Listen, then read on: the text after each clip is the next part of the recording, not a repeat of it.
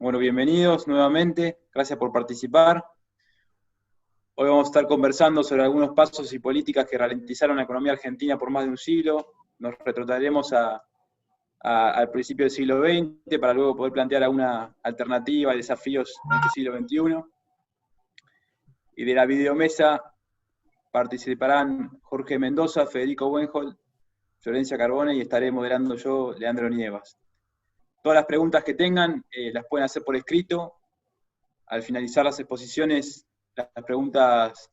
algunas de las preguntas las van a responder en vivo los disertantes, y todas las preguntas que no entren por una cuestión de tiempo se responderán de manera online y quedarán publicadas en la página de AIMAS. Bueno, la mesa. Federico Buenhold es técnico en Administración Financiera, diplomado en Logística y socio fundador de AIMAS, tesorero.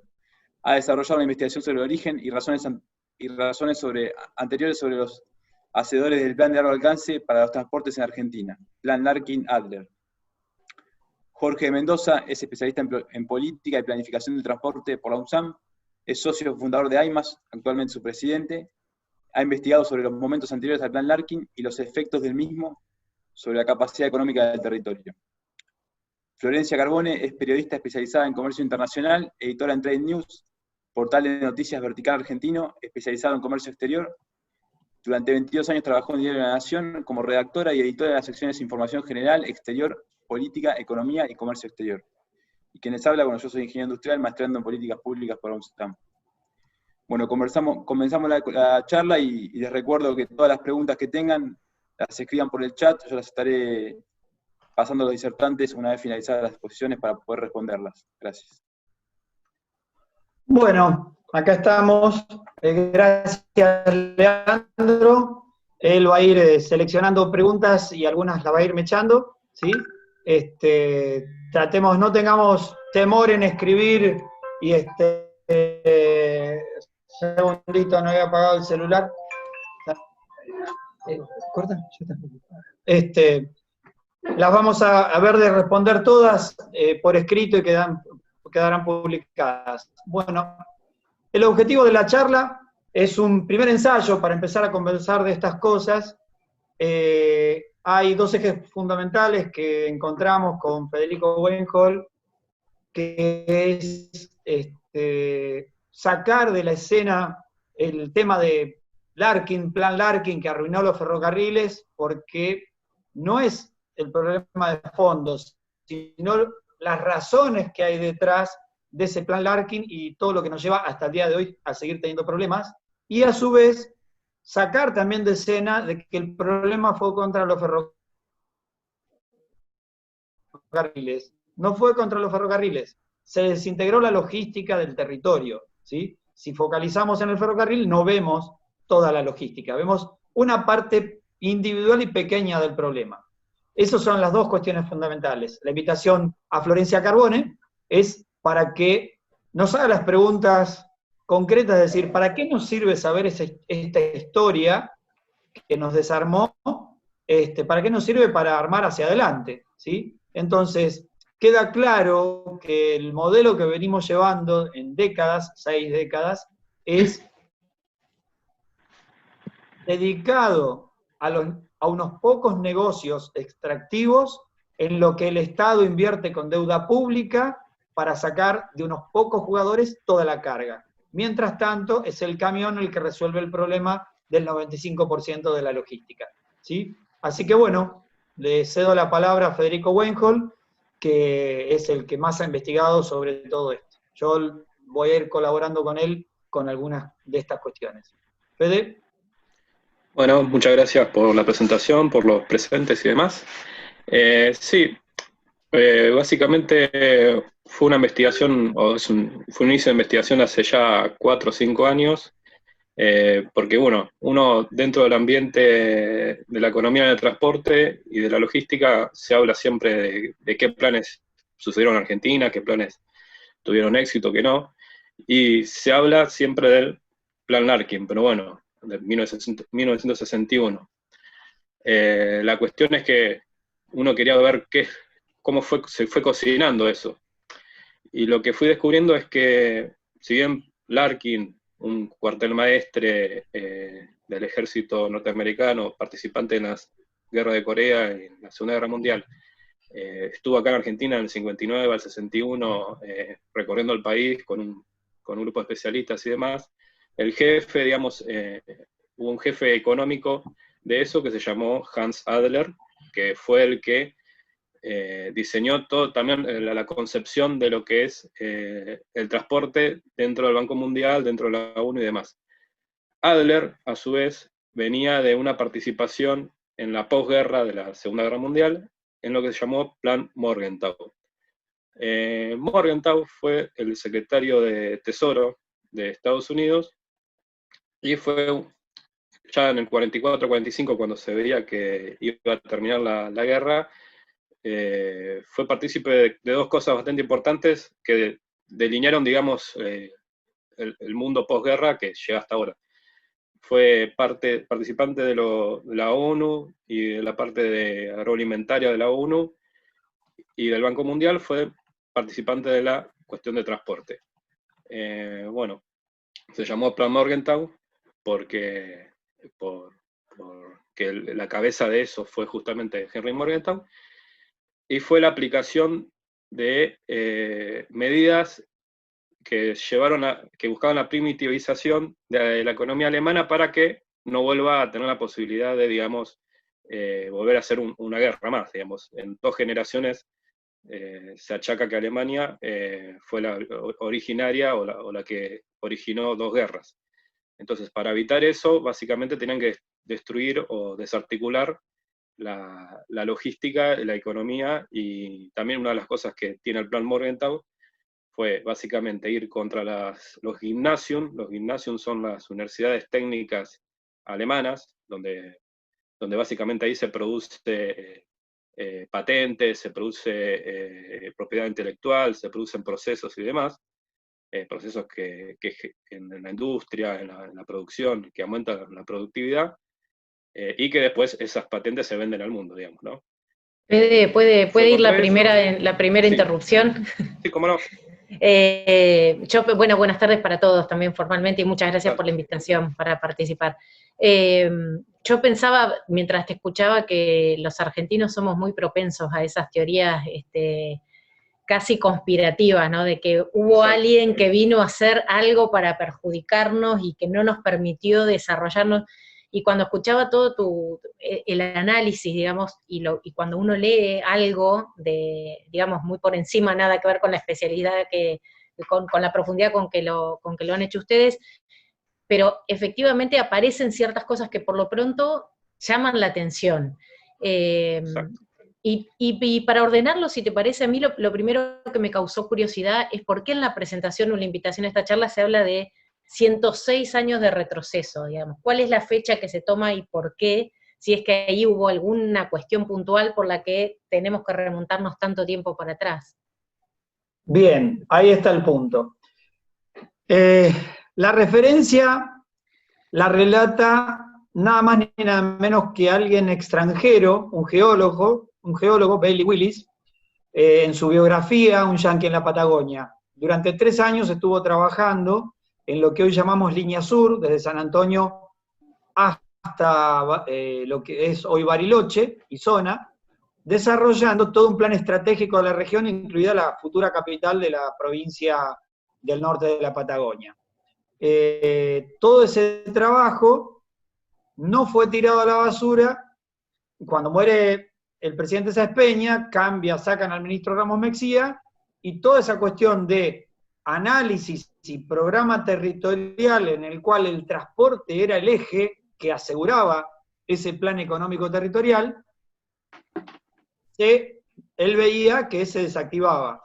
Entonces, cuando recibe los ejemplares del primer estudio, el que hizo en esos 3 años, pícaramente él se los presentó a todos los diputados y senadores por orden del ministro nuevo, de manera que el ministro nuevo no los pudiera tirar a la basura, ¿sí? Bien, ahí quedó plantado. El director inglés del Ferrocarril Sud, el actual Roca, por primera vez lo atiende a Bailey Willis, o sea, ya en retirada, y le dice en forma parca, que el ferrocarril no le interesa que el Estado construya ferrocarriles, entre paréntesis, en la Patagonia. Le da la mano y lo invita a retirarse. Bueno, el punto es que esa fecha, en ese día, se congelaron los ramales patagónicos y solo 20 años después llegó el de Bariloche porque las altas clases porteñas decían que se iban a quedar sin un lugar para esquiar si había otra guerra en Europa. Todo esto que cuento está registrado, ¿sí? Por eso, a duras penas, llega a Bariloche la vía desde Jacobacci en 20 años, ¿sí? El resto quedó congelado. ¿Qué sucede?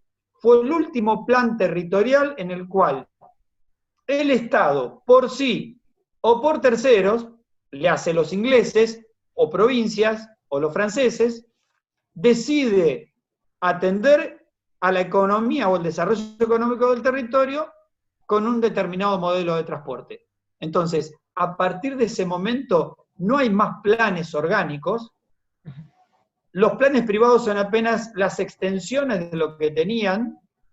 Los desarrollos de ramales de fomento son anacrónicos, son por pedidos políticos marginales, y hasta el año 61 no hay otro plan territorial. Y ahí en lo que... Plan Larkin, el que mencionaba Fede, y que de hecho cuando uno busca así más superficialmente de qué se trata, hay muchos que consideran que fue el último gran plan de transporte que tuvo la Argentina, y estamos hablando de principio de los 60. ¿Eso es así, Fede? Digamos, ¿fue efectivamente un plan, el último gran plan integral que tuvo el país en materia de transporte? Sí, o sea, después los siguientes planes, digamos, en el 68, hay que recordar, bueno, eso fue en el 61, ¿no? El plan Larkin, como fue presentado y demás, donde, entre otras cosas, decía que había que cerrar 14.000 kilómetros de vía, sacar las locomotoras a vapor e ir hacia una dieselización, y también dentro del combo metían el que el mismo Banco Mundial daba los créditos para hacer la ruta 3, la 7 y la 251 y alguna otra ruta más, para intentar reemplazar los 14.000 kilómetros de vía, que tampoco llegó. Eso hubo como un refuerzo de ese plan en el 68. Robert McNamara asume en septiembre o agosto del 68 en el Banco Mundial, y el primer viaje que hace internacional es a Argentina. En ese viaje, que es un par de semanas, el principal plan, o sea, el principal motivo era terminar de aplicar esto.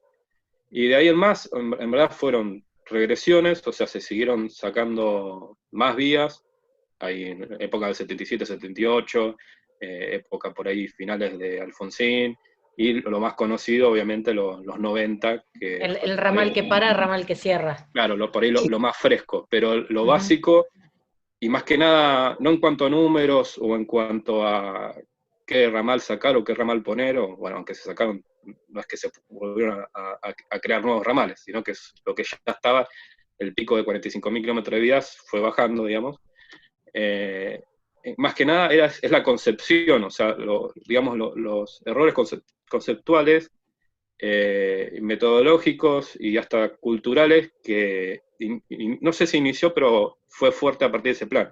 Y hablo más que nada también de los errores metodológicos, tomando que en esa misma época, o sea, finales de los 60, principios de los 70, una persona llamada Sylvester Damus, un argentino canadiense, digamos, que recibido de economía en la UBA, y con un máster en economía en Chicago y especializado en tarifas y en precios ferroviarios y de transporte.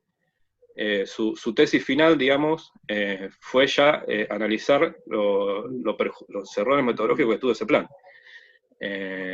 O sea, hubo una voz en ese momento de alguien muy especializado, que si uno ve los profesores de Damus, fueron gente que después ganó el premio Nobel de Economía y demás. No era alguien que puedan decir, bueno, es un tipo que es un político, o lo hace de una razón no metodológica o una razón no conceptual. Ahora, cuando escuchás hablar de esto, decís, bueno, la cantidad de kilómetros de vías que se clausuran, digamos, siempre el tren aparece en el centro de la escena como el gran protagonista. Cuando uno dice, la logística argentina no sé si decir es cara o tiene un costo alto, digamos que sería lo correcto, pero no llega a todos lados. ¿Eso es culpa del tren? Porque siempre queda el tren en el centro de la escena, ¿no? Claro, hubo como un mito, hay varios mitos, ¿no? El mito de decir, no, los ferrocarriles solo sirvieron para sacar producción agropecuaria o agrícola a los puertos. Una de las cosas que explica Adamus bien es que si uno ve el mapa ya de los 30, o sea, ya de los 20, 30, 40, la malla ferroviaria no era solo los puertos, era como una malla, una cuadrícula, y justamente al no estar planificados, en cierto modo, uno decía, bueno, son líneas paralelas, pero esas líneas paralelas te sirven, por ejemplo, cuando hay cierta densidad de movimientos, que uses esa línea para mover otras cosas, para la exportación, importación o comercio local, que no podrías tener si tenés una sola opción. Y uno ve, o sea, también trayéndolo un poco al caso actual con el tema de la pandemia y qué países respondieron mejor logísticamente, o sea, uno de los países que mejor respondió fue Estados Unidos, porque también en Estados Unidos lo que pasó es que se cortaron rutas, o sea, inclusive estados, al tener diferentes políticas, fueron cortando rutas y perjudicando la logística propia de Estados Unidos, cosa que también acá pasó porque hubo municipios que han cerrado ingresos y demás, pero al tener la fortaleza de tener las vías, tener las rutas y tener una cuadrícula prácticamente, no tuvieron prácticamente desabastecimiento. Eso por ahí ahora uno lo ve en un hecho extremo, por así decirlo. Entonces quiere decir que no existe la categoría de ramales marginales o improductivos, digamos, no debería existir esa categoría porque siempre algunas funciones están cumpliendo. Exacto. Bueno, ¿me permitís, Fede, un aporte, Flor? Sí. A ver, primero que nada, yendo unos segunditos para atrás, es el último plan casi integral, no incluía los aviones, pero hablaba de barcos, con puertos, vías navegables, rutas, ferrocarriles y el financiamiento de los mismos, ¿sí? Y lo fluvial, sí. Lo fluvial, exacto. No hablaba de lo aéreo. En el plan siguiente que hicieron, que fue el Plan Colombia, sí pusieron lo aeronáutico, y Hans Adler lo destaca en una conferencia que se arrepentía de no haber puesto lo aeronáutico en el plan de Argentina. Ahora bien, cuando uno lee el Plan Larkin, está repleto de gente que habla del Plan Larkin y no lo ha leído, ve que ataca todos estos temas. Cuando uno pone en línea rutas, ferrocarriles y barcos y el financiamiento, es donde empieza a detectar que algo no funciona, que algo no encaja. Ahora vamos a ver si le podemos compartir una filmina del plan, acá abajo, compartir, ahí. Acá Juan les va a compartir una filmina que es un extracto del Plan Larkin. Fíjense esto. Dado que las líneas de trocha normal del ferrocarril Urquiza se hallan en su mayoría en la zona mesopotámica, no se conectan con las líneas de otras trochas, sino por el cruce del río, con la supresión de la mayor parte de las líneas de trocha angosta, en el Belgrano, al sur de Buenos Aires, no habrá tanta mezcla de líneas con distintas trochas. A ver, dice un poco más, pero el punto es esto. Pone una gran felicidad, déjalo de compartir, pone una gran felicidad en que vamos a tener uniformidad de trochas por eliminación, no por reemplazo, no por unificación. Ya ahí hace mucho ruido. Pero además, hay territorio, hay economía y hay personas en esos lugares. Entonces, con solo el 3% de las rutas nacionales asfaltadas, el 100% de las provinciales y el 100% de las comunales sin asfalto, de un día para el otro no le podemos cortar el ferrocarril. porque le cortamos también el correo. Y donde no había telégrafo, que era mayoría, era el telégrafo del ferrocarril. Se quedan sin telégrafo, no había teléfono. Digamos que de un día para el otro se ahoga la economía de ese lugar. Expulsión. Por eso hablamos de este retroceso territorial, fue expulsión. Hay otro plan director de transporte en 1977, segmentado, puntual, que es un hijo muy pequeño del plan Larkin. Pero lo que tiene de particular ese plan, de quienes lo estudiaron, algunos son los que actualmente definen y enseñan el qué hacer del transporte, ¿sí? Entonces, lo principal del plan Larkin, que instaló una cultura que no solamente es la de abandonar el territorio, sino que es la del endeudamiento crónico. ¿Por qué? No lo puedo resolver, le pongo plata. No sé Pero, para qué. Eso, ¿por qué? ¿O para qué sería la pregunta correcta? Bueno, Bien, porque casi llegamos a un enamoramiento de que el ferrocarril es bueno, y es tan bueno que puede dar déficit. Entonces llevamos 1 tonelada a menos que el precio del camión, mientras que cuando uno analiza los números, debería ser quizás 10 veces más cara.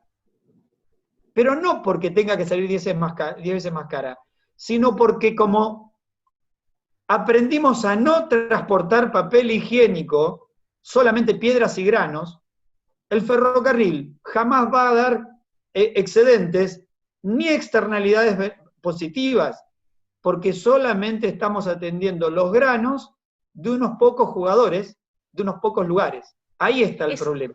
¿Es ese otro mito, digamos, que hay que derribar, que el tren es el medio de transporte más económico, más limpio, más, digamos, más medioambientalmente hablando, más amigable, pero que siempre da pérdida? ¿Es así en todos lados? O sea, ¿es así en Europa, en donde uno ve los convoys cargados con los autos en España, por ejemplo, que mueve Jeffco de una punta a la otra del país o a otro país, digamos? ¿Es el tren naturalmente deficitario? Bueno, hay varios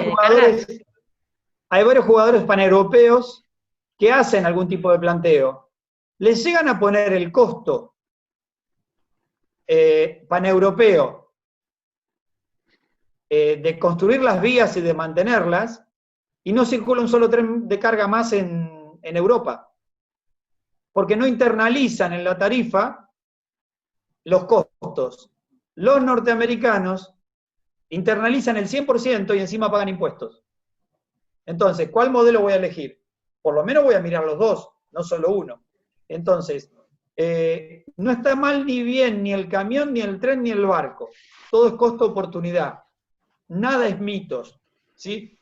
Acá estamos plagados tanto de lenguaje de café, que hay una biblioteca del Estado que dice derribando mitos, y habla de cosas de transporte, y los títulos son derribando mitos.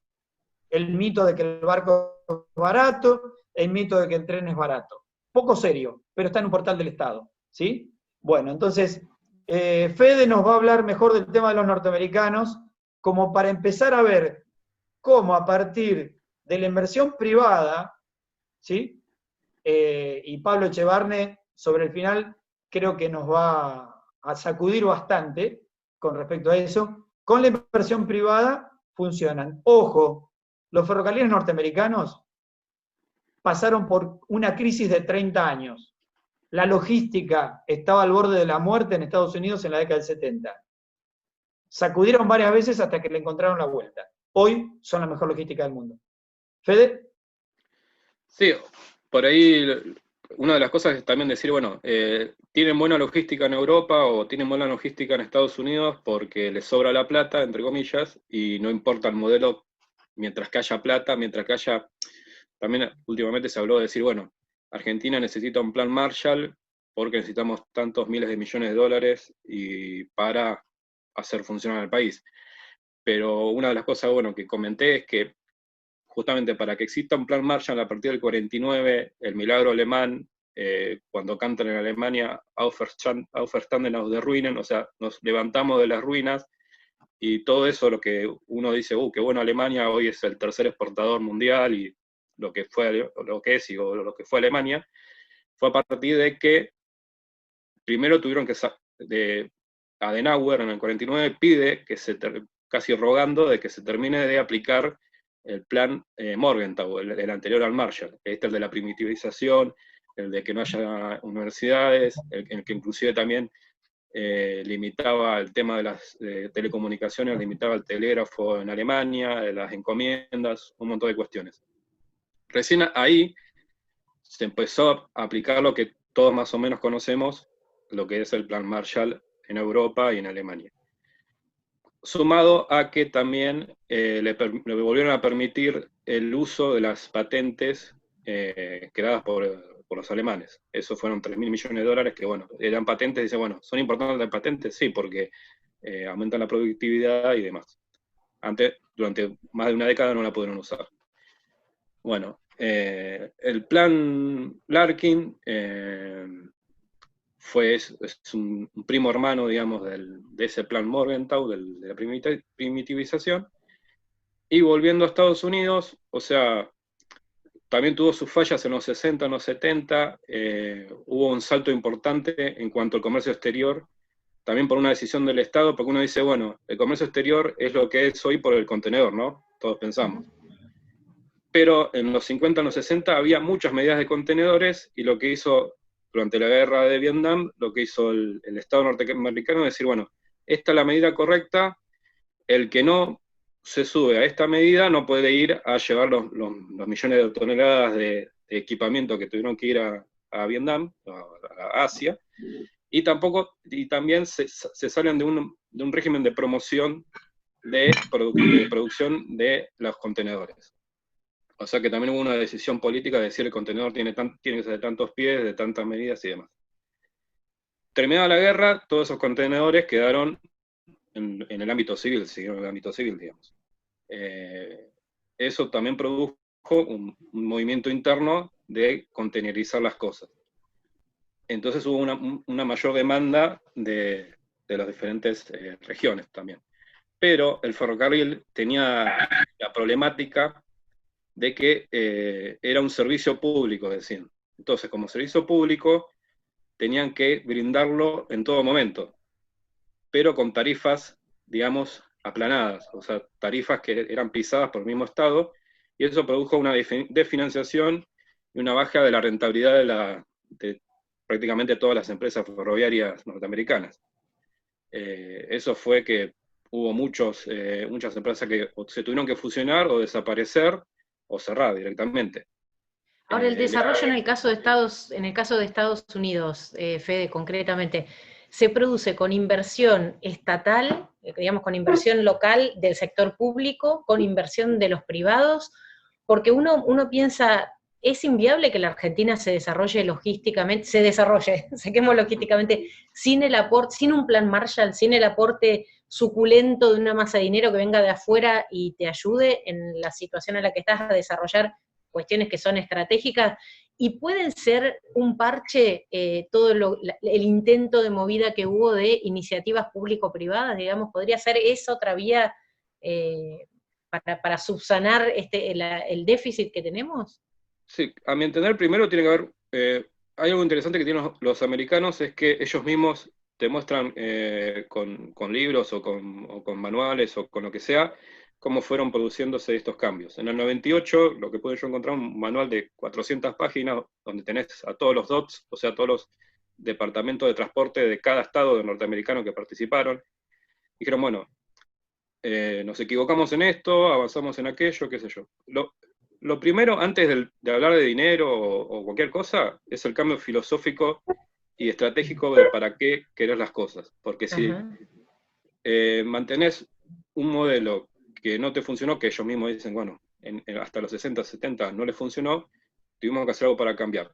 ¿Qué es lo que cambia? Es una ley del 79 con la presidencia Carter, muy, digamos, llevó un par de años y es una ley, digamos, muy consensuada federalmente, digamos, en ese sentido, con participación de todos los ramas del transporte y también las ramas de la construcción, porque son los que construyen rutas, los que construyen vías, todos los que construyen, decían, bueno, de ahora en más, ¿qué vamos a hacer?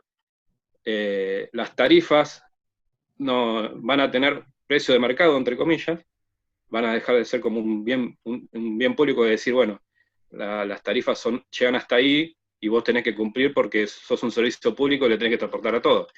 Y en economía, como se sabe, no podés controlar precio y cantidad, o precio y abastecimiento al mismo tiempo. O controlas una cosa, o controlas las otras, o liberás las dos, pero no podés controlar, no podés decir, no, vendo notebooks a 5 pesos. O sea, podés vender 10 notebooks, pero no podés vender 1 millón de notebooks a 5 pesos.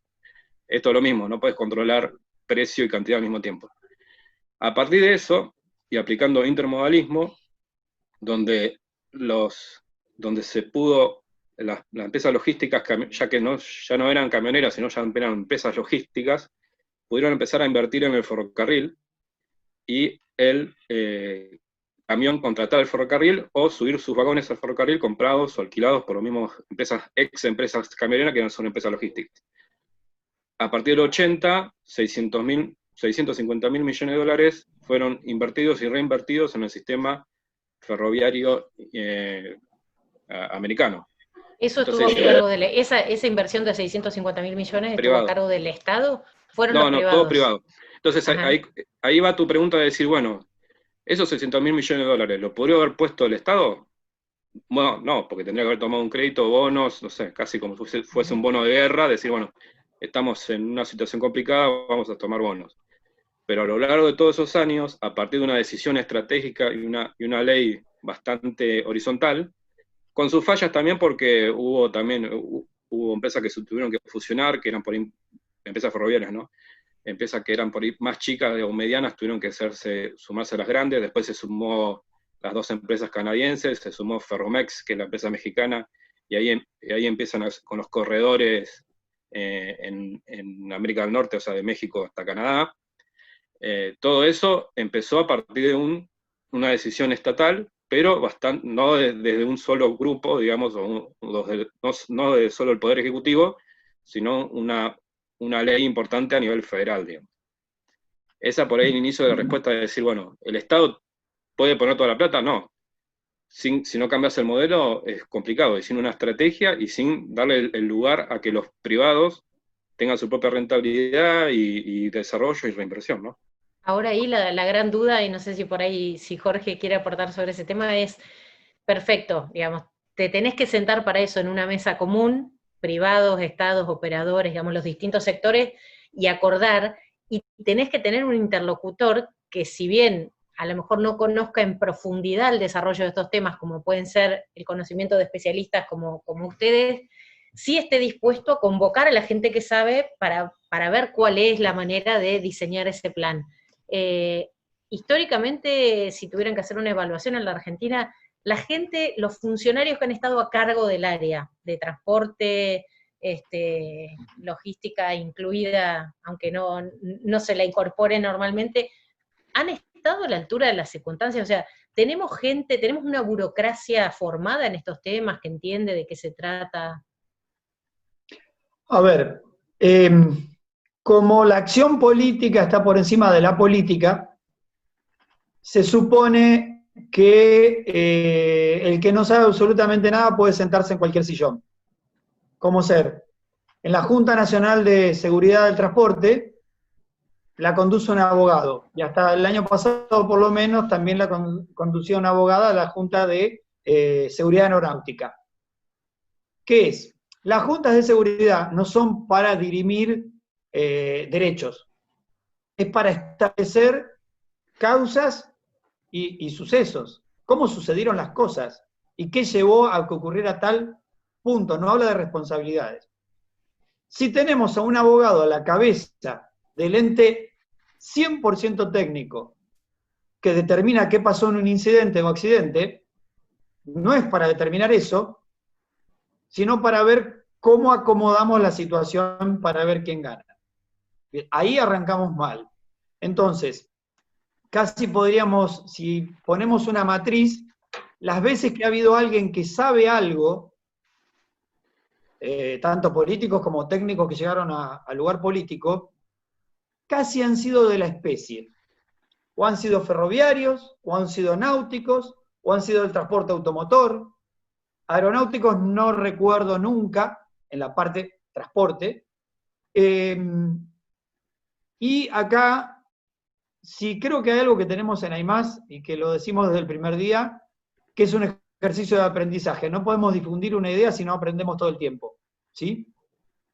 Antonio Sudvik, el conocidísimo Antonio Sudvik, uno de los grandes maestros, con el cual nos peleamos cada 2 por 3 en los chats. Me imagino. Fenomenal. No es complicado igual discutir con Antonio. Sabe mucho, pero no es difícil ponerse a discutir. Ay, pero siempre tiene razón. Casi siempre tiene razón. Bueno, nos dice hace rato que logística tiene que ser un departamento de economía. Ajá. Desde la parte de producción. Ahora hay Ministerio de Producción, es de producción. Y sí, tiene razón. La logística es una concepción filosófico, político y territorial. El transporte es un mero hecho técnico, ¿sí? Entonces, la decisión de qué hace un avión, un barco, un tren, un submarino, digamos, es una decisión política relacionada con qué necesito del territorio. Entonces, ¿qué tenemos acá? Los ferroviarios deciden por su especie, los aeronáuticos por su especie, pero nunca hay nada por encima que le diga por qué lo tienen que hacer. Va a ser interesante cuando publiquemos tanto el chat como lo que cada uno de ustedes puso en el cuestionario, en esa pregunta abierta que había en la inscripción. Cuando lo publiquemos, hay Maxo Velázquez, que está, recién lo veía, ahora, bueno, tengo más chica la pantalla, no lo veo, puso ahí algo bien urticante de conceptos de análisis y de planeamiento, ¿sí? Entonces, vamos a tratar de desarrollar, hacer un contrapunto ahí, de ponerlo. ¿Por qué?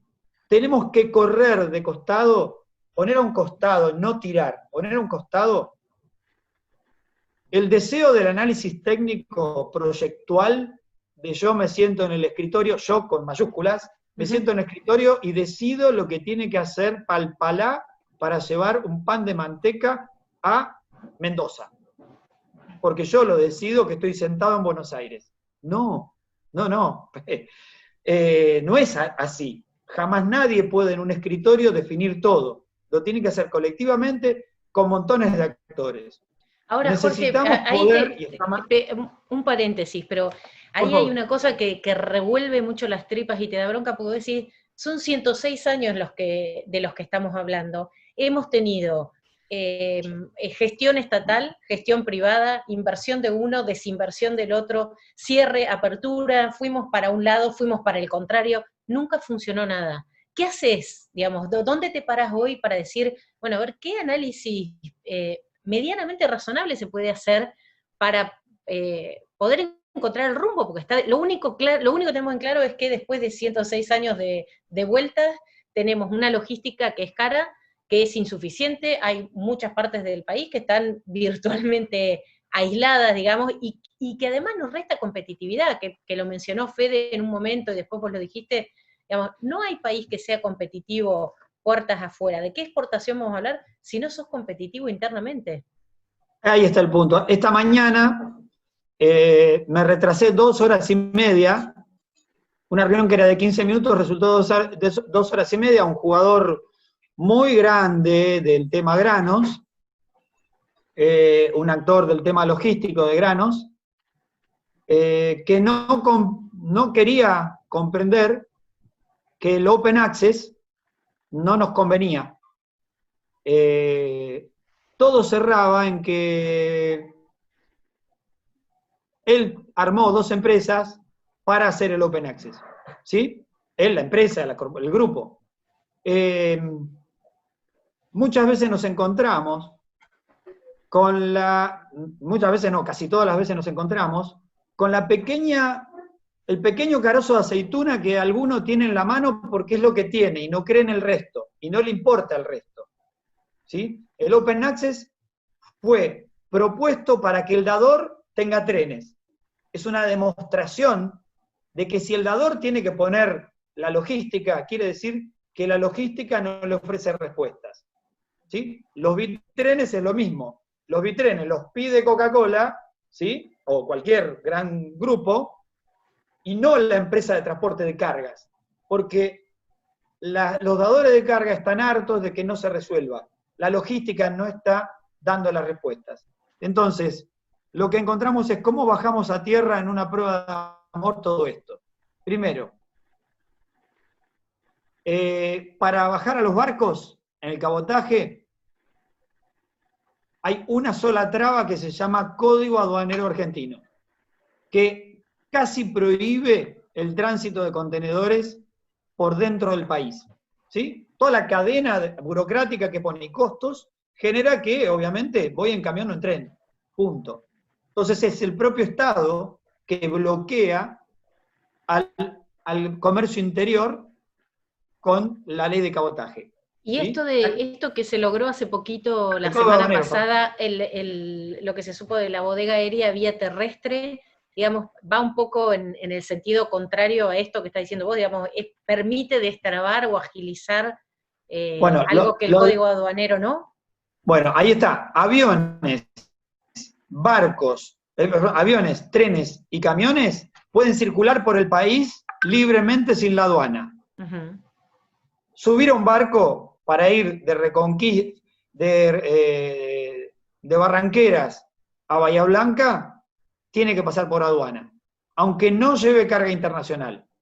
Eso genera una barrera que han detectado en Ushuaia, sobrecostos de $1.000 y hasta 15 días de espera. ¿Sí?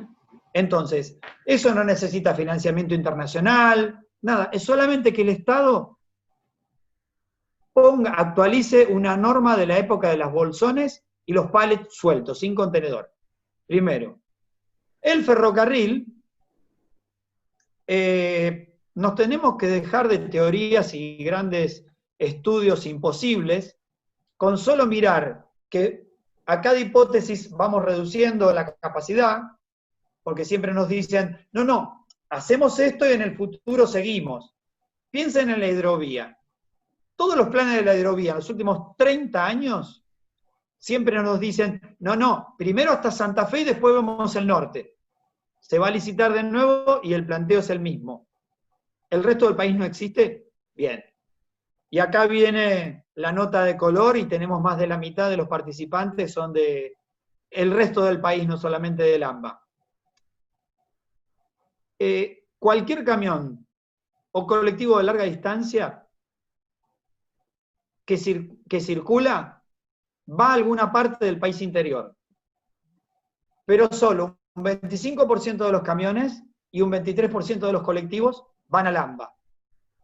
Entonces, cuando un político o un empresario se sienta en Buenos Aires, van 10, imaginemos, 9 que tienen que ver solo con el interior y 1 que toca Buenos Aires. Siempre se prioriza el de Buenos Aires, sea un avión, un barco, un tren, un submarino. ¿Por qué? Es el más importante. No, el 75% de la carga, las 3/4 partes de la carga, las 3/4 partes de los pasajeros son del país interior. Entonces, ¿pero dónde está? Entonces la falla no está en los que somos del interior para hacer el lobby que corresponda, más allá del desconocimiento que pueda tener quien esté a cargo, ¿no? Acierto absoluto. Ahora, acierto absoluto. Vamos, hoy la mayoría de las ciudades del país tienen parados los colectivos por falta de subsidio. Más del 90% del dinero de subsidios va solo a Buenos Aires. ¿Sí? Entonces, tenemos un anacronismo de 210 años que se sigue repitiendo. Entonces, estoy viendo como casi falsa la oportunidad de la pandemia, que algunos se dieron cuenta que en las ciudades chicas y en los pueblos se puede controlar, pero en la megaciudad no.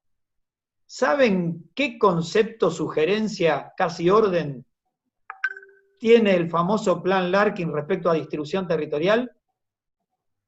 Recomienda que el país fortalezca las redes en la margen costera La Plata-Santa Fe. Rubén Cardoso, Martín Granowski y Félix Luna, cuando los entrevisté, me dijeron exactamente lo mismo respecto al plan Larkin, que era un plan para descentralizar Buenos Aires y que las brujas no existían. Los documentos desclasificados que vio Fede encontró varias brujas, y todos los ramales que se cerraron, hablando solo de ferrocarril, eran fundamentalmente los que no eran contra Buenos Aires. Eran los que pasaban de largo o iban a otro lado. Pero todos, de izquierda a derecha, y lo que queramos llamar, se comieron el discurso de que este tipo de pensamiento del plan Larkin, que se repite, era para descentralizar. Absoluta mentira. ¿Sí? Para mí, y esta me hago cargo yo, Fede es absolutamente técnico y se basa en los datos confirmados, y lo mismo Silvestre Damus. Para mí no hubo ninguna equivocación. ¿Sí? Todos los errores que hay, metodológicos que tiene el plan, lo digo a título personal, corro a AIMAS, a todos, es demasiada casualidad tanta cantidad de errores en el plan, como es demasiada casualidad que se siga enseñando a los técnicos las cosas mal. Un profesor en el posgrado de planeamiento nos dijo, todos esos pueblos nunca debieron haber sido fundados y esos ramales fueron aventuras. 2013, no 1961. Entonces, tenemos que sacar de raíz que la estrella no es el ferrocarril, sino el territorio y la economía. Primero, el territorio y la economía con la política a la cabeza. Luego, hablamos de qué transporte vemos que conviene para la logística. Hace falta a todos. Y acá viene algo, este es el desafío, el modelo intermodal, y ahí está don Mario Cafiero, que cuando estuvimos hablando de esto, él es el presidente del INAES, dijo, entonces este es un modelo asociativo, colaborativo y cooperativo. Y es verdad. Si cualquiera mira, y este ejercicio a varios de los que están en este momento en este grupo, en esta mesa, si vemos una foto cualquiera de un barco de contenedores, por más que sea de Maersk o de MSC, va a tener contenedores de todos los colores. No hay forma de hacer el negocio logístico en los grandes eso te iba a decir, corredores. no hay forma de sobrevivir, económicamente es inviable sin eso, ¿no? Bien, y ahí está el punto de que lo comprueba el estudio que hicimos para Vaca Muerta del Puerto de Bahía Blanca, con el acuerdo de jugadores públicos y privados de San Luis, Córdoba, La Pampa, Neuquén, Río Negro y sur de Buenos Aires. Con Fede lo hicimos, y Carlos Fernández Priotti de Rosario. Al sacar el papel higiénico del modelo, el Arena costaba $21, con deuda externa para apenas mejorar la vía y subsidio para la operación. Con el papel higiénico, $15 la tonelada, sin subsidio y con inversión real a tasa del LIBOR más 2 puntos. La misma que paga el Puerto de Bahía Blanca por ser buen actor. Entonces...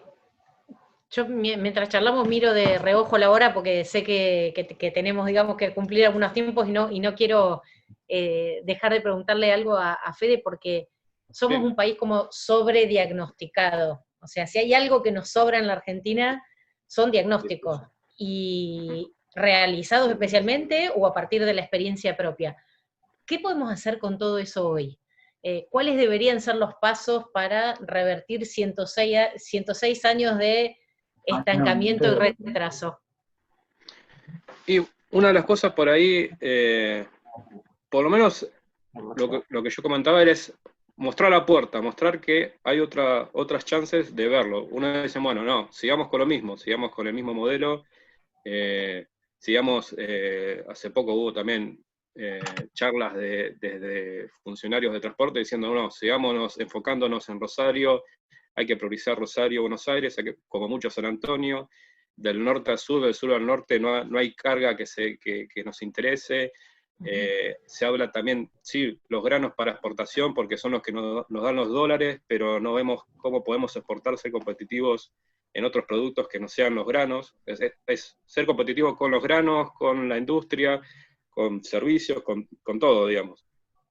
Y otro concepto por ahí, uno que por lo menos, sin escaparle a tu pregunta, pero también como para tener en consideración, decir, bueno, hay que ver la rentabilidad de los proyectos, del proyecto de infraestructura, ¿no? O proyecto de transporte. Y a partir de eso hacer un master plan para recibir un financiamiento, porque acá no hay el dinero. Ese concepto, que incluso encontré, están las citas, o sea, las citas de Morgenthau, dice, los países en desarrollo o subdesarrollados necesitan equidad en su infraestructura, en la inversión en infraestructura, y como no son capaces de darle el marco de seguridad o marco de bajo riesgo o marco estratégico a los privados, tienen que invertir los estados. Y esos estados necesitan el dinero del Banco Mundial, el BID y demás. Eso ya se lo dijo en la década del 40, y hoy por hoy seguimos pensando en eso, que la única forma de poder invertir algo es que no sean los privados, porque los privados supuestamente nunca van a invertir, y que sea solo mediante el Estado a partir de consultorías, a partir de proyectos y a partir de decir cuánto es la rentabilidad de tal cosa, y solo hacemos eso en el país porque es rentable. Y por lo menos es decir, bueno, ¿de dónde viene esa idea? Porque uno repite ideas o repite palabras, repite conceptos como equidad. Bueno, la equidad viene, en infraestructura por lo menos viene de ahí. Otra cuestión es, bueno, lo que por ahí decíamos, no tanto hacer un gran plan nacional, un gran superproyecto, porque en sí eso siempre va a dejar cosas de lado o va a dejar carga que ni el mejor planificador estatal o supraestatal va a poder ver, sino quizás con una ley o quizás de una forma de cambiar esta cultura, esta filosofía, darle un marco diferente. A partir de ahí quizás sería el cambio, porque sobre esta misma filosofía o esta misma cultura, poner un nuevo plan y decir, hacemos un mega plan y vamos a tener miles de millones de dólares para hacerlo, pero no cambiar esos conceptos, a mi entender, es casi como tirar la plata, porque va a pasar 20, 30 años de nuevo y vamos a estar con los mismos problemas. Acá leo algunas preguntas, un momentito. Analía Waller nos pregunta, ¿no sería necesario el tema logístico que estuviera relacionado con la Secretaría de Planificación Territorial? Y Rogelio Justo agrega, ¿tiene sentido hablar de una matriz de transporte cuando en realidad aún no tenemos un proyecto de país? Es decir, ¿qué logística necesito para desarrollar la economía que necesito en pos del proyecto de país? De igual manera, se plantea la educación, la energía, etc. Creo que si no primero proyecto de país, nada es o puede ser estable. Bien, yo voy por la segunda, le dejo la primera a Fede. A ver, proyecto de país tenemos. Cada pyme, cada micropyme que está en un pequeño pueblo o en un barrio de la megalópolis, tiene un proyecto. La integralidad de todo eso es nuestro proyecto de país. Tenemos que ver de mejorarlo, de cómo hacer de que cada uno de los que trabaja e invierte, ¿sí? Ese es el punto. La costumbre de los planes directores, hace años que se discute que no se necesita un plan, ni un master plan, ni un plan director. Hay que tener un planeamiento que sea un horizonte al cual, cuando me acerco, hago uno nuevo, ajustando. Y de nuevo volvemos a Estados Unidos. La ley federal de la utilización de los fondos de combustible, que en los 90 se llamaba té helado, porque suena Ice Tea, tenía el modelo es así. Durante 5 años, los 52 estados presentan sus proyectos de inversión con el Fondo de los Combustibles. Tienen que poner una parte también, tanto los condados como los estados. A los 5 años se sanciona la ley del programa de inversiones a 20 años. En el momento que lo hacen, arranca la nueva ronda de 5 años de planificación para los 20 años siguientes. ¿Sí? Entonces, es en marcha. Sería como si después de Hiroshima los japoneses hubieran hecho hacer un plan director. No, nos ponemos a trabajar mientras una pequeña cantidad va armando ese futuro. El futuro es una luz a la cual nunca llegamos, mientras vamos ajustando el día a día para ser productivos e ir hacia esa luz. Pero no es primero la luz y después el hoy. Ese es el punto. Entonces, por ahí pasaba. La otra, don Fede, la de la que preguntó Sí, Analía. sí, no sería necesario el tema logístico que estuviera relacionado con la Secretaría de Planificación Territorial. Sí, o sea, la logística en sí es una actividad de apoyo a la economía en el territorio, o sea, pero bueno, ahí está relacionado con qué estrategia o qué estrategia conjunta podemos lograr. En eso sí, va a ser transversal, en que va a tener que tener actividad y participación de municipios, provincias, departamentos, de la nación, en todo. Por dar un ejemplo acá que también sucedía en Argentina, era que una de las cosas principales que se pedía al momento de las primeras negociaciones ferroviarias era esto de no tener doble carga impositiva, porque por ahí un municipio a la actividad ferroviaria la grababa en algo, después el otro municipio le volvía a grabar lo mismo, y después provincia le volvía a grabar lo mismo, después nación te volvía a grabar lo mismo, y es una actividad que en verdad va a tener una rentabilidad propia de ese rubro, no va a tener una rentabilidad de empresa tecnológica de casi no sé, de 5 años o 10 años de una empresa tecnológica nueva, por decirlo. Va a tener una rentabilidad, no digo mínima, pero propia de lo que es la logística, que le tiene que servir para reinvertir, para amortizar lo suyo, para mantenerlo, para crecer y demás. Una de las cosas que se dice, bueno, tiene que ser un proyecto con tanta rentabilidad, y la ponemos también discrecionalmente.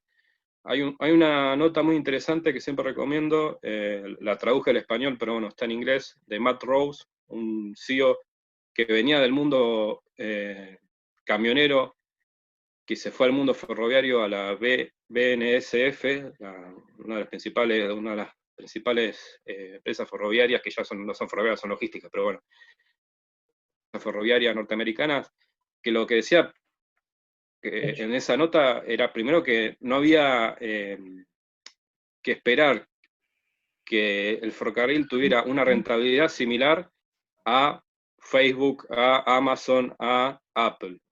Que los mismos gente de la empresa BNSF fue comprada por Warren Buffett, un millonario conocido, uno de los 3 millonarios más importantes del mundo, y los mismos empleados le pedían a Warren Buffett, no, mire que la empresa ferroviaria está teniendo poca rentabilidad. Y Warren Buffett le decía, sí, ya sé, el ferrocarril tiene ese tipo de rentabilidad. No voy a esperar que tenga una rentabilidad de empresa de Wall Street nueva y que tenga 20% de reingreso por año. O sea, sabía que la empresa, por el tipo de rubro, da hasta ahí, y lo dimensionaba. También una de las cosas importantes es decir, bueno, yo soy una empresa ferroviaria, que vengan los clientes o los rechazo, o sea, no me importa la parte comercial de mi actividad como empresa, sos una empresa como cualquier otra. Estás en el ferrocarril porque, bueno, sos una empresa ferroviaria. Dando el ejemplo de también la BNSF tiene una unidad de negocio que es analizar los clientes actuales o posibles o futuros. Y por ahí hay un video muy interesante donde se sienta un CEO de esta sección de la empresa ferroviaria con un CEO de una empresa productora de telas norteamericana. Y se sientan los dos y el CEO de la empresa ferroviaria sabía igual o más de la actividad de las telas. Entonces decís, bueno, si solo te interesa mover trencitos, pero no te interesa saber qué clientes tenés o posible cliente tenés sobre el territorio o qué cosas podés desarrollar en el territorio, te autolimitás. O sea, eso es un ejemplo claro, y eso tampoco lo puede hacer el Estado con una planificación. Eso es hablar entre privados, hablar entre quizás público-privado, pero no solamente del Estado podría haber llegado a una planificación tan fina como para tener este tipo de relaciones. Sí, tenemos las leyes Tanto las vigentes como las que todavía no están andando del todo, la propia de Open Access, con su artículo número 2, que nos dan suficiente margen para poder hacer cosas. A ver, la prueba de amor la tenemos en esto. De Buenos Aires a Neuquén, el tren tarda de 4 o 6 días. En términos técnicos, cumpliendo con todo, tal cual están las condiciones de la vía actuales, puede tardar 2 días. ¿Por qué tarda de 4 a 6? Porque no es un interés de la empresa de transporte ser eficiente ante el cliente. El resultado es que tienen el doble de unidades rodantes y el doble de personal para hacer la misma carga. Todo diferimiento en tiempo resulta en mayores costos, ¿sí? Entonces, si se sube la anónima, la cooperativa obrera y otros, Coca-Cola o Quilmes, necesitan un transit time por lo menos de 2 días, no más de eso. Bueno, se puede cumplir. A Bariloche quizás 3, ¿sí? A Tucumán, tanta historia de 22 días, 21 días. El transit time efectivo, respetando los tiempos, no llega a 3 días de Buenos Aires a Tucumán vía Córdoba. Pero se cumple entre 7 y 15 días. Uno manda 20 vagones y llegan en distintos días. Uno llega a los 7 días y otro llega a los 20. No tienen la menor idea del cliente, no están para el cliente. Son ferroviarios y eso sobra. ¿Está? Entonces, esa cuestión, a ver, ¿alguien puede tener dudas de que Warren Buffett se equivoca en las inversiones? No pareciera ser el caso, ¿no? No pareciera ser. No. Fíjense esto. No solamente puso el dinero en ferrocarriles en 2008, sino que además ratificó al CEO. Cuando alguien compra un paquete completo, echa la cúpula. No, dejó al CEO que se acaba de jubilar. Les recomendamos con Fede a todos que lean el reportaje, creo que de Rival Gazette, a ese CEO. Es un manual de lo que hay que hacer. Bueno, lo deja. ¿Y de dónde era originario ese hombre antes de ser ferroviario? Logístico de automotor. ¿Sí? Entonces, este juego es, la política exige a la logística para el territorio. ¿Sí? Acá estamos hablando de política, no de acción política. Y el ferrocarril no puede ir en soledad. Y ahí es donde están las inversiones. Las empresas de camiones que quieren comprar vagones, que quieren hacer centros de transferencia, los puertos, que asociados con quizás grandes dadores, pueden comprar vagones. Bueno, el juego se puede armar, lo único claro que no funciona como lo estamos haciendo. ¿Sí? Ese sería el tema. Por mi parte, yo prácticamente terminaría con esto, que es, hasta ahora venimos queriendo aplicar la misma idea hace 60 años. El resultado es siempre el mismo. ¿Sí? Entonces, cuando Federico me cuenta el documento ese que encontró de McNamara, del Banco Mundial, de la misión del 68, que para mí fue el primer endeudamiento estructural del país, en el cual la logística fue parte, yo lo veo de esta manera. Nos ofrecen un BMW 0 kilómetro con una valija de dinero y tenemos que ir hasta Tucumán, pongámosle desde Buenos Aires. Pero no tiene cubiertas, tiene llantas pero no tiene cubiertas. Este ejercicio se me ocurrió para contárselo a un chofer que de logística no sabía nada y trataba de entender todo esto. ¿Qué es? Descantando que un amigo dijo, bueno, agarro la valija y tiro el auto, descartando eso, fue muy poca la gente que respondió, bueno, con parte del dinero compro las cubiertas que pueda y voy hasta Tucumán con lo que queda de la valija y el auto. Muy pocos. Desgraciadamente varios respondieron y voy hasta donde llegue.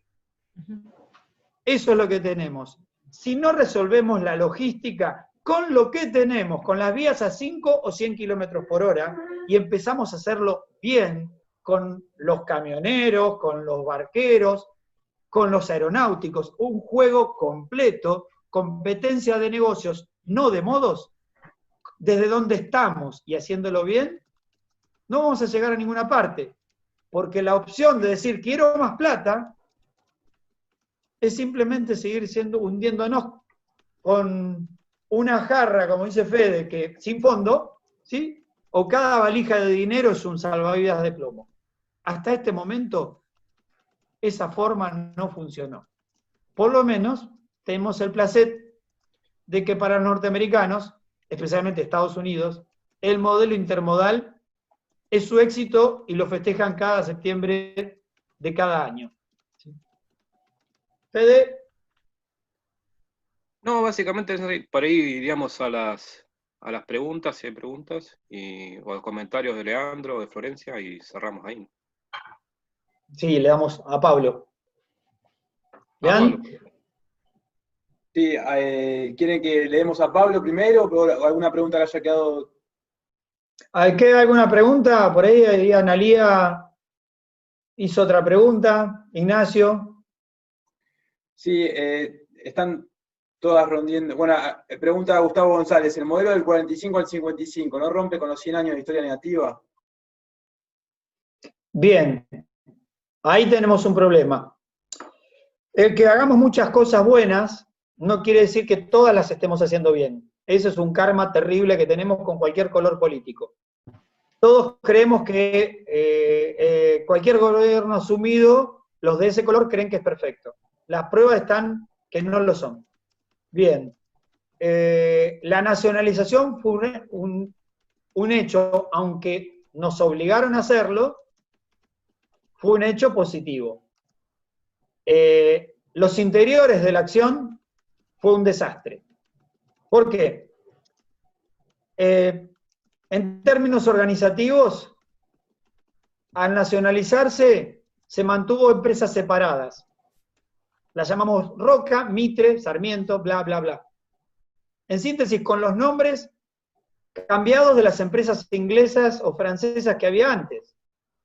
Los ferrocarriles, que se presentaban como competidores, en Londres eran uno solo. Pero cuando fueron nacionales, eran enemigos. Los del Roca no se llevaban con el Sarmiento con el San Martín, ¿está? Folclore, pero que perjudicó a la logística. Eso es, digamos, lo macro, es la peor parte que sigue vigente. Las concesiones fueron igual, separadas por casi los nombres de las viejas compañías inglesas. Además, hay una que se llama Nuevo Central Argentino y otra se llamó Buenos Aires al Pacífico. ¿Está? Bueno, la otra es que se confundió al inmigrante inglés que era gerente con el directivo inglés que era británico. El gerente inglés, que ya tenía hasta hijos argentinos, era un paisano más. El directivo era británico y era pasajero.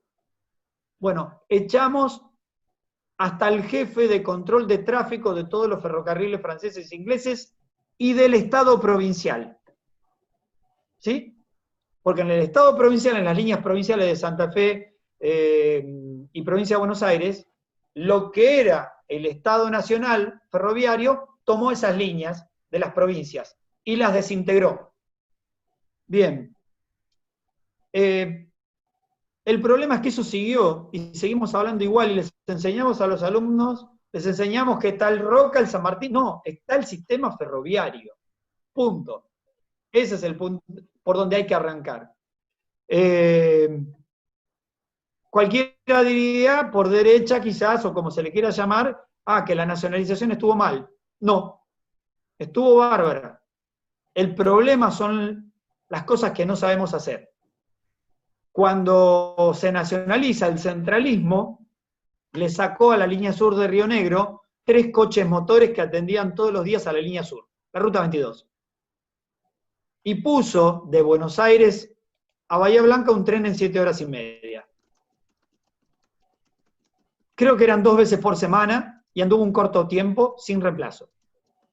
Fue un exabrupto que no solamente fue igual a todo lo que sigue viniendo desde hace décadas, en cuanto a que Ferrocarril inauguró algo y se muere al mes, sino que lo principal es que le había sacado al ramal patagónico de Viedma a Bariloche un tren para atender intereses de Buenos Aires. No es igual que el plan Larkin diciendo que nos refugiemos en Buenos Aires, Santa Fe, y no es lo mismo que la crisis de los colectivos ahora, que salvo Buenos Aires, casi todas las ciudades del país están en crisis absoluta de transporte urbano. Es hasta ahí donde puedo. No tengo una respuesta, tengo datos, nada más. Perfecto. Quedan algunas preguntas pendientes, pero con el tiempo estamos medio cortos. No sé si quieren... Florencia. No, yo ya he preguntado un montón, sé que tenemos además el cierre el aporte que por ahí sí es interesante escuchar, parece una repregunta en ese caso de nuestro amigo de CETAC, así que yo por ahora me quedo callado un rato. Bueno, creo que estamos todos de acuerdo. ¿Le damos micrófono a Pablo? Perfecto, Pablo Echevarne, sí, que es miembro de la CETAC sureña. Pablo, buenas tardes, ¿cómo estás? Gracias por sumarte. Hola a todos. Ahí está. ¿Me escuchan ahí? Sí. Bueno. No te vemos, pero te escuchamos. Ahí estás. Bien. La verdad que todo lo que se ha mencionado, creo que los que estamos en el sector del transporte, y no importa que sea específicamente el transporte carretero en el cual nos desempeñamos nosotros y a la Cámara a la cual represento de Bahía Blanca, conocemos bien toda esta problemática que se ha hecho mención. Nosotros desde el sector del transporte de camiones observamos que desde hace muchos años estamos necesitando un proyecto de país. Cuando tengamos un proyecto de país definido, vamos a poder ir definiendo las distintas, desde el punto de vista de economía general, las distintas economías regionales, y de esa manera vamos a poder ir interactuando para que todos los sectores de transporte puedan formar una cadena de valor. Les voy a dar un ejemplo de un proyecto que surgió desde la Cámara de Bahía Blanca. Nosotros en el año 2014 se le presentó al Gobierno Nacional en respuesta al pedido de implementar el tipo de bitren, algo que Jorge vos hiciste mención al pasar. Y nosotros como transportistas totalmente independientes considerábamos que era inviable el poder poner estos equipos en funcionamiento, porque la ecuación económica del nivel de inversión que había que desarrollar con el repago que tenía en función de las tarifas de mercado lo hacían imposible de llevar adelante. A raíz de eso fue que se le presentó al gobierno, precisamente a través del Ministerio de Transporte, una normativa que nosotros la llamamos Plan de Escalabilidad. ¿En qué consistía? Nosotros el parque automotor, de todo lo que son los bienes que son provistos por las terminales automotrices a nivel internacional, estábamos teniéndolos con toda la tecnología del primer mundo. Sin embargo, nuestros semirremolques y nuestros acoplados estaban todavía siendo construidos con tecnologías del año 60. Cuando todos los medios de transporte en estas últimas décadas han aumentado su capacidad de carga, nosotros seguíamos en las 45 toneladas por equipo como límite.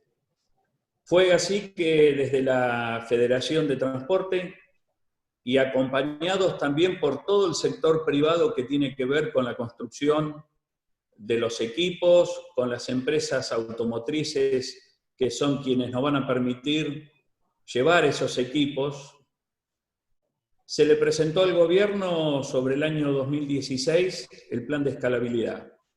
El mismo no fue, tratado. Tuvimos que esperar al año 2016-17 para volver a presentarlo. acompañados de un importante acompañamiento de parte de los grandes dadores de carga, que en su momento habían sido los que habían querido imponer el transporte de grandes volúmenes a través de los bitrenes. Eso es producto de que no hay líneas férreas que pudieran sustentar grandes volúmenes en determinados tráficos que son prácticamente siempre los mismos. Entonces, ¿qué pudimos observar con todo esto? Un importantísimo nivel de inversión del sector privado del transporte fue el que mantuvo durante estos últimos 2 años, económicamente hablando, muy malos para toda la industria automotriz y los autopartistas, dicho por la Cámara de Fabricantes. Ellos estuvieron con sus talleres trabajando gracias a este plan de escalabilidad, porque el sector privado del transporte realizó una importantísima inversión renovando unidades. Con esto, ¿qué quiero decir y ponerlo como ejemplo? Una vez que teníamos, y hoy tenemos un importante número, como digo, de unidades, todavía nos encontramos que el famoso federalismo nos está impidiendo transitar con vehículos escalados que hoy permiten sumar de esos 45 toneladas, llevar en algunos casos hasta 55 toneladas de bruto. Eso todavía nos está impidiendo en algunas provincias circular por sus rutas provinciales, producto de esas compulsas políticas que hay entre la provincia y la nación. Entonces, esto es muy claro y yo creo que no da para poder seguir desarrollando mucho más. Nosotros necesitamos un país en el cual podamos tener ya desde el sector privado los lineamientos de cada región. Necesitamos un gobierno central que acompañe al sector privado, es necesario, pero no necesitamos un Estado que esté permanentemente queriéndonos imponer qué es lo que tenemos que hacer. Con conocimiento de causa, por haber estado muchos años trabajando, acompañando a la federación, nos encontramos, no importa el color de gobierno, acá no estamos, de parte mía no estoy haciendo política, que los distintos ministerios son ocupados por personas, por el famoso amiguismo o por compromisos políticos anteriores a las campañas, pero no están ocupados por personas que conozcan del tema del sector al cual están representando. Hasta que eso no cambie, no va a avanzar. Nosotros cuando vamos a hablar al Ministerio de Transporte, o hablamos en la Agencia de Seguridad Vial, o hablamos en la CNRT, para ellos, por ejemplo, CNRT, todo pasa por pasajeros. El sector del transporte de carga es algo que está ahí olvidado. Se están olvidando que hoy el abastecimiento del país, el 95% del abastecimiento interno del país, se hace por transporte por carretera, lo hacemos los transportistas que andamos con camiones. Cuando hablamos de la parte impositiva, nosotros con el sector del transporte estamos subvencionando al transporte de pasajeros y al transporte de trenes. Nosotros somos los que aportamos a través del impuesto interno del combustible para que ellos puedan tener divisas para su funcionamiento. O sea, no solo el sector del transporte es el que reinvierte privadamente, sino que es el que hoy está generando divisas a través de todas las cargas impositivas que tenemos, y no estoy hablando solo a nivel nacional, sino también a provincial y municipales. Somos los que estamos generando divisas para que otros sectores del transporte puedan seguir funcionando. Entonces, esto es muy sencillo. Necesitamos reglas claras, necesitamos seguridad jurídica para que el sector privado pueda volcarse a las grandes inversiones. A mí no me cabe ninguna duda que hoy, de la mano de los grandes dadores de cargas, y de esto estoy también excluyendo a los principales cerealeras, que hoy son los que, para las cuales está trabajando básicamente el sector ferroviario, desde los grandes dadores de carga de la industria alimenticia y de otros sectores, hay interés en acompañar al sector del transporte en general para una inversión. Hoy, para que el producto que se elabore en Cuyo o que se elabore en otras regiones alejadas a los puertos tengan una competitividad en el precio final donde se va a poner en bodega, necesitamos también bajar costos internos. Pero nosotros con el transporte, cuando pasamos por los municipios tenemos tasas municipales, cuando en las provincias tenemos distintas cargas impositivas más allá del generalizado ingreso bruto, a nivel nacional estamos teniendo un aumento permanente en decimales, pero permanente, de la carga impositiva. El último estudio de costos que se publicó a través de la Federación, en promedio, las actividades logísticas hoy tienen un 43% de su facturación en carga impositiva.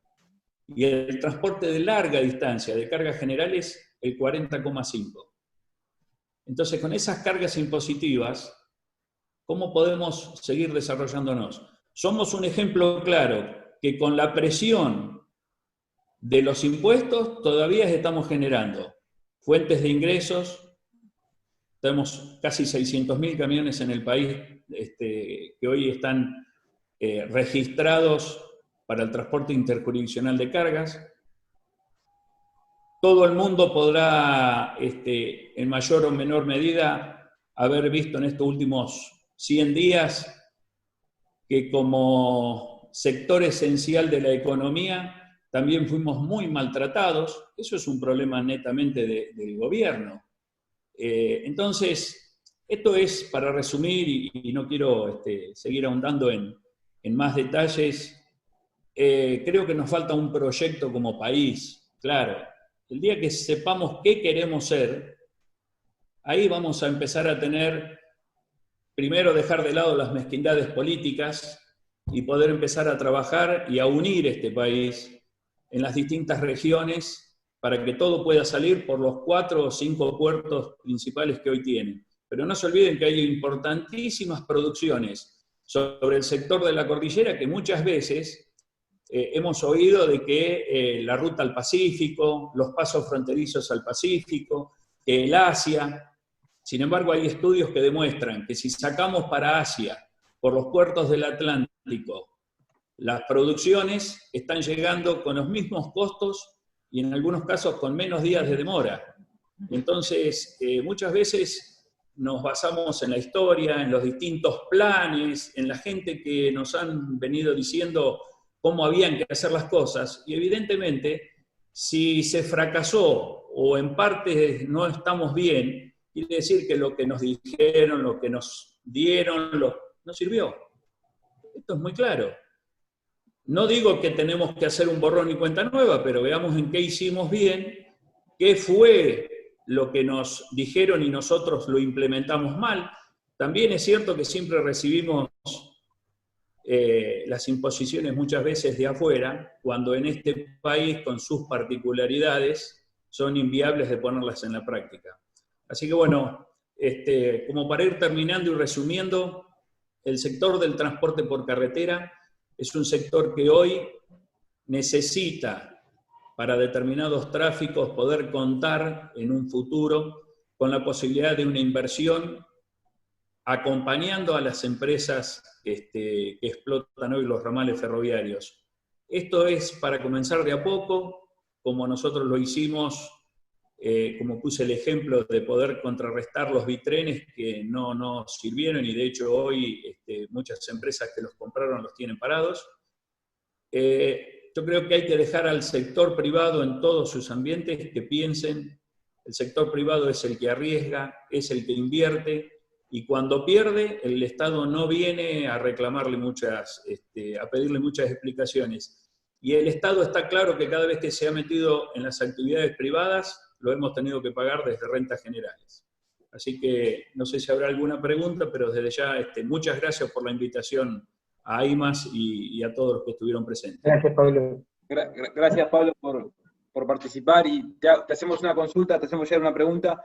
El sector de transporte de carretera, en los últimos años ha pedido o está pidiendo préstamos al extranjero para sostener las inversiones? No, el sector privado que relacionado al transporte se ha manejado con líneas crediticias nacionales. Son muy contados y a través de algunos dadores de carga que se han empezado a trabajar para poder, digamos, avanzar en algunas líneas de crédito internacionales para determinados proyectos puntuales, pero en esta situación que se encuentra el país, hasta que no se aclare lo de la deuda y eso, todo hoy está encajonado y a futuro viendo a ver cómo se puede avanzar. Pero básicamente el sector del transporte no es un sector que consuma créditos internacionales. Bien. Bueno, acá hay muchos comentarios que dicen que concuerdan con vos y básicamente la idea de un proyecto de país como sostén a cualquier otro proyecto subsiguiente. Bien. Algunas preguntas que quedaron en el tintero sobre las exposiciones anteriores las vamos a subir a la página y responderlas en AIMAS. Les recuerdo que si quieren pueden asociarse en AIMAS, aimas.org.ar, y les agradecemos nuevamente a todos por participar, y bueno, será hasta la próxima. Muchas gracias. Sí, un momentito, hay una pregunta de Jorge Escocia, Leandro, un segundo. Bueno, quedó una pregunta de Jorge Escocia, a ver. Sí. ¿Cómo hacemos para instalar estas problemáticas en el interés nacional? Perfecto.